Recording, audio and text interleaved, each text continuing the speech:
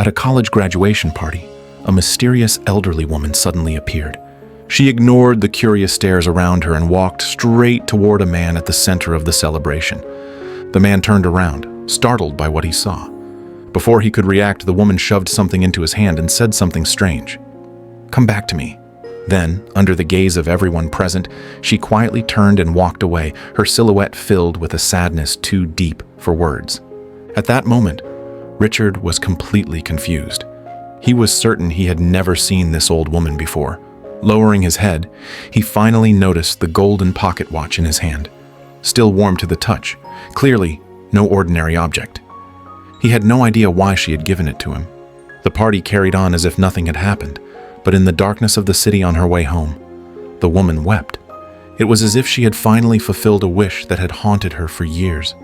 She locked herself in a room, listened one last time to her favorite music, gazed out at the unforgettable view, and, holding an unpublished script in her arms, the woman passed away quietly on the bench. Seasons came and went, and 8 years flew by. Richard was no longer the naive student he once was. He had established himself in society and fulfilled his dream of becoming a playwright, and hanging on his wall was his most famous work, the very same script the woman had once held. But recently, Richard hit a creative block in his writing. No soothing music could calm his restless mind.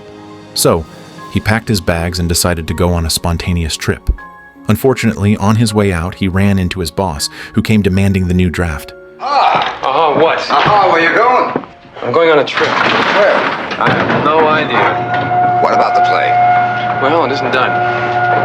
Okay, when will it be done? I don't know. Oh my God. Richard, there are people waiting for that play. The joy of departure was ruined. Driving his sports car through a city of concrete towers, Richard felt stifled and joyless. He drove out to the countryside, hoping to get some fresh air, and unexpectedly came across a surprisingly large hotel along a quiet country road. Though he had never stayed there before, it felt strangely familiar. With no particular destination, he suddenly decided to stay a few nights. What he didn't know was that this place, the Grand Hotel, had once belonged to that same elderly woman. And now, fate had quietly begun to turn its gears. Checking in, Richard was welcomed by an elderly man named Arthur. Arthur had been coming to the hotel with his father since he was 5, and he knew every corner of the place like the back of his hand.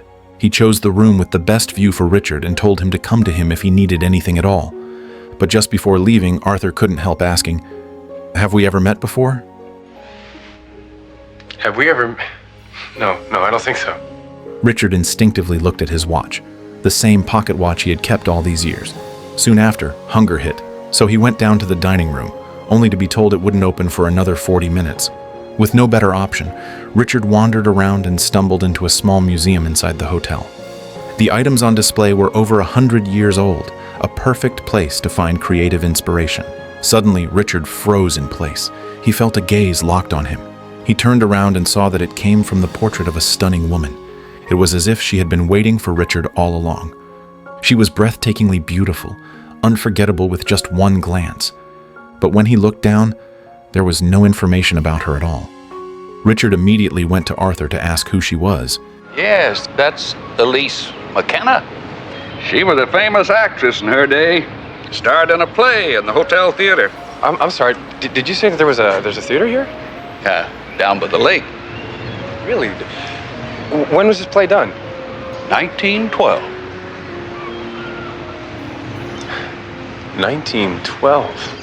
He was deeply disappointed to learn that the woman in the portrait was Elise, an actress from nearly 70 years ago.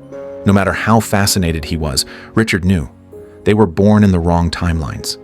In the days that followed, he couldn't sleep. He kept returning to her portrait, unable to walk away.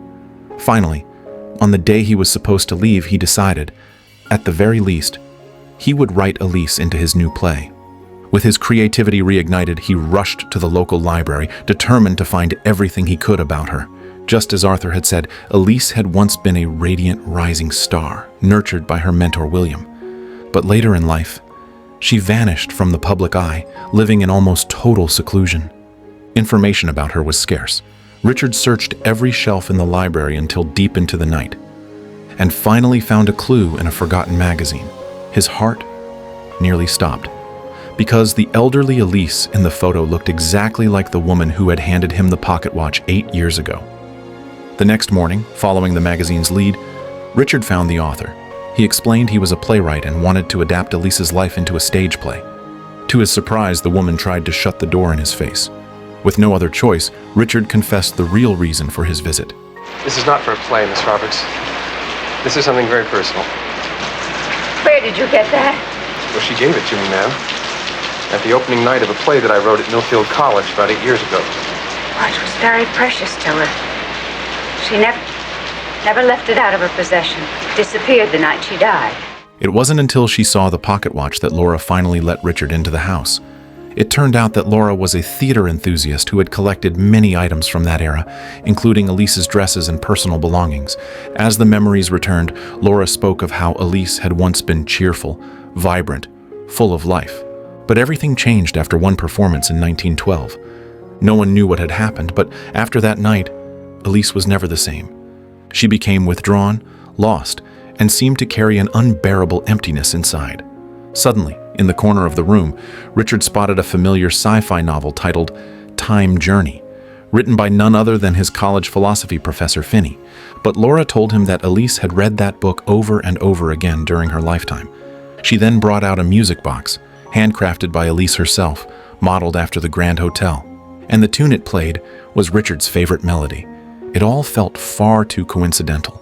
Richard was stunned. He was convinced there had to be some kind of connection between him and Elise. He immediately went to find Professor Finney, because years ago, Finney had privately told him about a secret experiment involving time travel. Richard had scoffed at the idea back then, but now, after everything he'd experienced, he couldn't help wondering, maybe he really could travel through time and meet Elise. But the time travel Finney spoke of had been purely accidental. Even he couldn't be sure if he had truly gone back, whether it was just a moment or only 10 minutes. Finney told Richard that back then, he had stayed in an extremely old hotel, so old that even the air felt like it no longer wanted to move. Everything around him, including the hotel itself, was almost exactly the same as it had been 100 years ago. He had lain on the bed, clutching a coin from the year he wanted to visit. Through intense self-hypnosis, he felt as though he truly had traveled through time. But afterward, he was completely drained, and no matter how hard he tried, he could never repeat the process, not even once more. To most people, this would sound like nonsense, but not to Richard. He took action immediately. He bought coins from the year 1912, and even dressed in a suit and hairstyle that matched the fashion of that era. Evening, Miss McKenna. You don't know me, but you will. By coincidence, the Grand Hotel had been built over 100 years ago, and its interior had barely changed since then. All Richard had to do was play a recorded message, lie on the bed, and enter deep hypnosis. If all went well, he would succeed in traveling through time. But it wasn't as easy as he thought. He lay there an entire day, sweating, while the recorder jammed. Overwhelmed with frustration, Richard realized he just couldn't do it. Staring at the portrait on the wall, he felt completely hopeless. Then, the hotel's guest logbook gave him new hope. He rushed to wake the sleeping Arthur and insisted on knowing where the other registers were kept. Finally, after searching through the attic, he found the dust-covered logbook from 1912. And there it was, proof that Elise had indeed stayed at the hotel that year. Holding his breath, Richard turned to the next page, almost too afraid to look. Then, the miracle happened, just as Richard had dared to hope. The second page clearly listed his name. He had actually traveled back 70 years. This time there was no hesitation, no need for hypnosis, because it had already happened. When Richard opened his eyes again, everything around him had completely changed. He had made it. He checked his belongings, still in disbelief. Then suddenly, a woman's voice startled him from behind, and Richard dove into a wardrobe to hide. It turned out he had arrived in someone else's hotel room. Seizing the chance while the woman wasn't looking, he slipped out. Guided by his memory of the logbook, he found Elise's room. But the maid assumed he was just another obsessed admirer and politely refused his request to see her. Dejected, Richard wandered into the hotel lobby, only to be stunned by the scene before him. He had never imagined the Grand Hotel 70 years ago would be so grand, full of people, mostly from high society. Suddenly, a ball bounced into his hands. Just as he was about to return it, he heard someone say, "Don't play with the ball indoors, Arthur." That's when Richard realized. The little boy in front of him was none other than young Arthur, the same man who later welcomed him to the hotel. No wonder Arthur once asked if they'd met before. Then Richard went to the theater again, but most people reacted the same way. In this era, there were countless men infatuated with Elise. Everyone in the theater was used to it, and they all ignored Richard. So he began knocking on doors, one by one. Finally, someone gave him a lead. Elise often took solitary walks by the sea, right in front of the Grand Hotel. Richard followed the path step by step, and from a distance, he saw a silhouette he had never seen before. But he knew it was her. She looked as though she were searching for something, right up until Richard appeared before her eyes. It was fate, a destined reunion. Their timelines had finally crossed. "It's you. Is it?" "Yes." Before their first meeting could even begin, a stern voice interrupted them. It was Elise's manager, William. Who was that young man? I've no idea. You were conversing, McKenna. No. William wouldn't even allow Elise to turn around. He knew Richard was right behind them. Then he sternly ordered Richard to put an end to any further thoughts. But Elise turned back anyway, secretly stealing a glance at Richard's face and tucking it away in her heart. And how could Richard, after finally finding Elise, give up so easily over a few harsh words? He snuck into the ballroom during dinner that night. "What do you think you're doing? Dancing with you. But we don't even know each other. I know everything about you." Elise instinctively wanted to step back, but something about this man felt so familiar that she chose to stay. Just as their eyes finally met again, William appeared and ordered the security guards to throw Richard out. But Elise was not someone who could be easily silenced. One moment. I shall go with you. McKenna, you sure you want to do this? Don't worry, William. I shall return momentarily. They hurried into the hallway, where Elise learned that Richard was actually a playwright. She was sure that Richard couldn't possibly know everything about her, while Richard, in turn, asked why she had said, "Is it you?" by the river. But before she could answer, William's cold stare returned from behind, forcing Elise to walk away. As for when they might meet again, she had no idea. William, however, had clearly sensed something was off. Smiling, McKenna? Seems appropriate. Rather handsome young man, if ill-mannered. I'll keep an eye on him. I'm sure you will. Is he the one, William? Is he? Only you can tell. He warned Elise not to let distractions interfere with her big performance the next night. With no room of his own, Richard spent the night outside on a lawn chair in the garden. At the first light of dawn, he slipped back into the hotel, hoping to avoid William's watchful eye. And this time, because it was so early, it was Elise who opened the door. They whispered softly, afraid to disturb the fragile moment they had. When can I see you today? I shall be rehearsing all day. All day? That's crazy. Shh, wake up. Will you walk with me? Can you do that much? I can't. Say, Richard, that's me. Thank you. I would love to walk with you and talk with you and get to know you and not be afraid of you and resolve everything. Say yes. Yes. 1 o'clock. Outside the hotel. But Richard's frequent appearances had already made William feel threatened. He warned Richard, whether he intended to steal Elise away or was simply obsessed with her beauty. If he did anything out of line again, there would be consequences. Richard ignored the warning and went to the front desk to check in, because according to the logbook he saw in the attic, today was the day he officially became a guest at the hotel. Strangely, the receptionist assigned him to the wrong room. Richard immediately asked if there had been a mistake. Fortunately, a staff member reminded them that the room had already been reserved. Only then did Richard get the correct room and sign his name on the right page. Everything was happening just as he had imagined. He didn't forget to slip the ball back to young Arthur, who was crying in a corner. "See you around, Arthur?" Elise arrived on time for their date, but William, as always, followed closely behind. So Elise and Richard boarded a carriage, waving goodbye to the watchdog behind them. They strolled by the sea, the lazy sunlight glowing over the grassy hills. There was no need for pretenses. Richard shared stories of the future, of cars, of cities, of space travel, of a world that had landed on the moon. But Elise simply took it as the wild imagination of a young playwright. She preferred quietly watching the face of the man she loved. Waves lapped against the shore, and beneath the red and white lighthouse, Elise spoke about her struggles as an actress. She had only come this far thanks to William's help, but William also controlled her.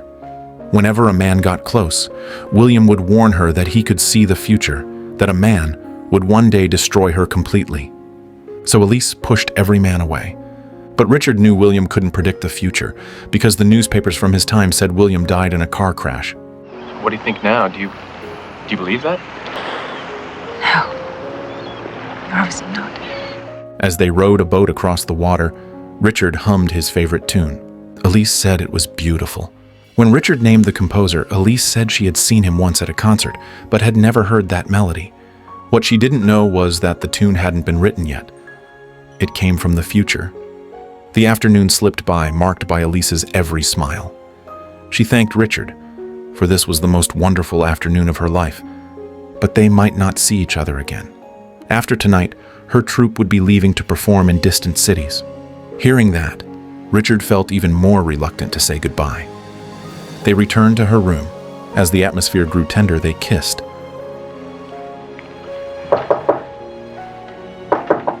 But of course, William appeared again, shattering the moment. Seeing the awkward tension between the two, William instantly knew what had just happened. I shall leave a ticket for you at the theatre door. What? Night fell, and the theater curtain slowly rose as the audience filled every seat. Despite whatever emotions she carried, once Elise stepped on stage, she transformed. The actors moved through the scenes smoothly, and if nothing went wrong, the show would end perfectly. But suddenly, Elise changed the script and began reciting a romantic monologue on the spot. The man of my dreams has almost faded now. And what man is that, miss? The one I have created in my mind. Each woman dreams of in the deepest and most secret reaches of her heart. What would I say to him if he were really here? You brought it to me for the first time. Is there any way that I can tell you how my life has changed? Any way at all to let you know what sweetness you have given me? There is so much to say. I love you.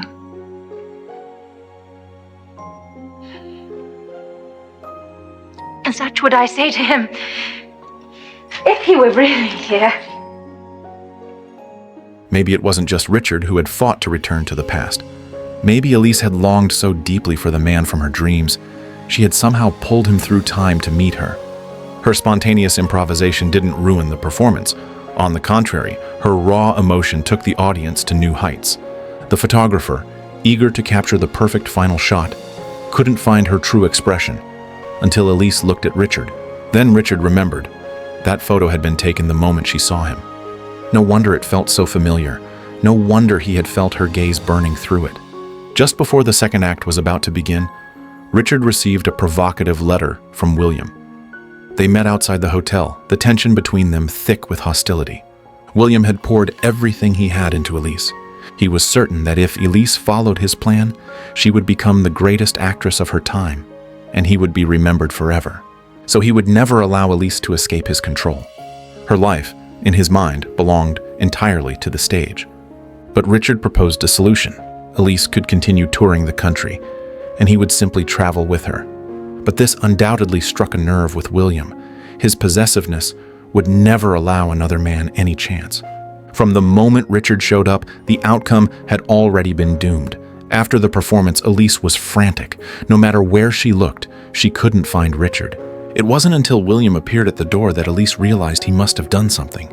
Once again, he tried to use the same old scare tactics to manipulate her. You're wrong. I love him. And he's going to make me very happy. Do you understand? difference can that make now? He's gone. I'll find him, William. Don't you dare try to stop me. William was in disbelief that Elise would now fight back for someone else. But it was too late. The troupe was scheduled to leave in just an hour, and no amount of waiting would change that. When Richard finally woke up, he found himself tightly bound and thrown into a stable. Morning light had already flooded the sky. He struggled with everything he had to get back to the hotel, only to find the place completely deserted. The front desk had no idea where the troupe had gone. Richard, deeply dejected, turned and walked away, while little Arthur stood silently, staring at his back for a long, long time. Richard sat on a bench outside the Grand Hotel, overcome with a sorrow that words couldn't express. For the first time, he understood the aching loneliness Elise must have felt in her final years, the agony of a love never fulfilled. But how could fate be so cruel to simply erase a love written in the stars?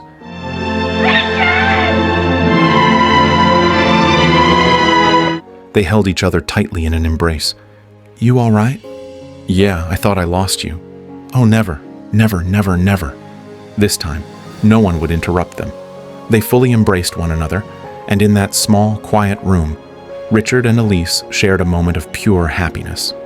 Elise, like a little girl, asked Richard if he would marry her and grew even more curious about everything related to him. She was curious about his plays and hoped to be his leading lady, not just on stage, but in life. The golden pocket watch became their token of love. Richard stood up, showing off the vintage suit he had bought from a retro shop just to see her. But as he reached into his pocket, he pulled out a coin from 1979, a coin that didn't belong in this era, just as Richard himself didn't belong here. A dizzy wave swept over him, and when he opened his eyes again, he was soaked in sweat and utterly exhausted. He had been torn away from Elise and thrown back into the future. Refusing to give up, he scrambled back into bed. But Richard forgot what Finney had told him, that he had never been able to return, not even once. Time travel is like a dream you're fated to wake from. No matter how tightly you shut your eyes, trying to stay in the dream, it's all in vain. Some things, once lost, are lost forever, leaving only beautiful memories and regrets that can never be undone. Elise had waited all her life for the man who changed her fate. She never knew where he came from. He appeared like the wind and vanished like a mystery. So she began to believe in time travel. She remembered the script he once spoke of, the tune he once hummed. She waited like that, lost in longing, until wrinkles crept across her cheeks and her hair turned completely white, while her lover remained young, his face unchanged. They met again, yet it was as if they'd never known each other. A reunion blurred by time, as though from another life. She waited for 70 years, just so that fate could return her lover to the young version of herself. When old Arthur sensed something was wrong and broke into the room, he found Richard on the brink of death from starvation. But when the doctor's flashlight shone into his eyes, Richard looked at the beam of light and smiled, because in that light he saw someone, a person who had long been waiting for him through time and memory. There's a subtle connection that exists between people. Though I may not know who you are, the moment I see you, I just know. You're the one I've been waiting for all along. Pure, sincere love, so rare and so fleeting, shines brighter in a world of chaos and distraction. May you be just as lucky to have someone appear in your life like a miracle. Some say this film makes no sense, that its time travel logic falls apart under scrutiny, and that its emotions lack weight. But love itself is a loop without logic. Love at first sight, a heart moved in an instant. The film has another name, Somewhere in Time, a title as dreamlike as the story itself. Somewhere in time, someone is waiting for you. I believe no one in this world is destined to be alone. You either go searching, or you simply wait. Among millions of people, you meet the one meant for you. In the boundless wilderness of time, across millions of years, not a step too early, not a moment too late. If time could truly flow backward, who would be waiting for you in their memories?